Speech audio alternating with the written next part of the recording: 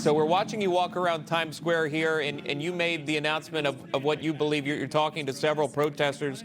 Talk to me about what you've seen. And the president said they're paid based on your investigation. Is that correct, and can you elaborate? Yes, absolutely. Well, the president's bang on.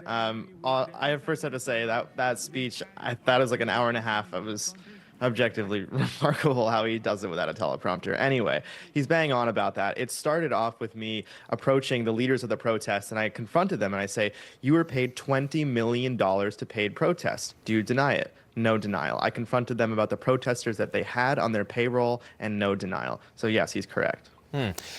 What surprised you most about this? I think for me watching, it was how quickly they were able to not only get outside their apartments or houses or wherever they're coming from, honestly, but they had signs that seemingly were made. The president touched on that too. He talked about the days of old when you got a piece of poster and you wrote on it and you marched in the streets.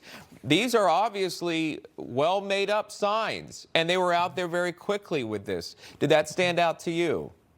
Yes, absolutely. So I've investigated PSL, Progress Unity Fund, Answer Coalition, every company that is funding these protests on my YouTube channel, so people can see more about the actual details there.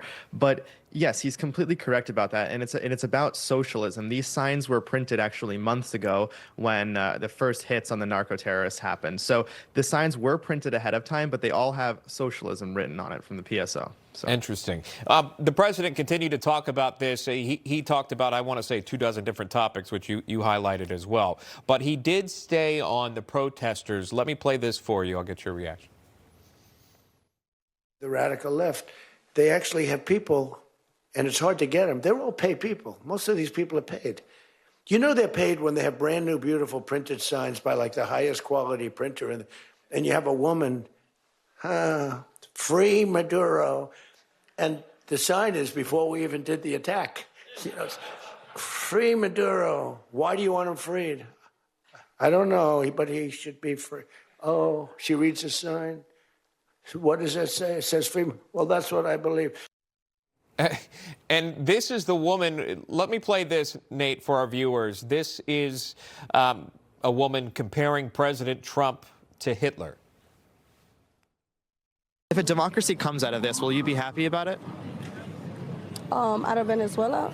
I know it's not. I know it's not. And how do you know that a democracy won't come?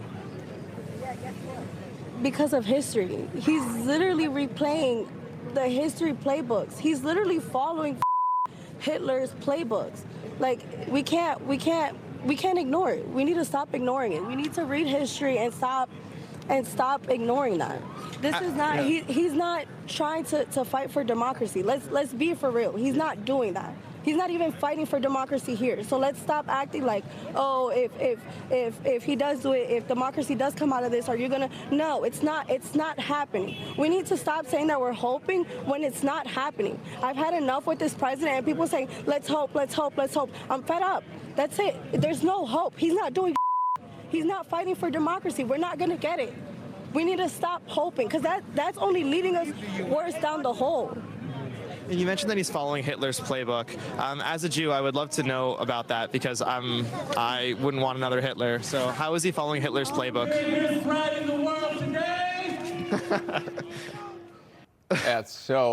She's all done with you there, Nate. Walk us through that.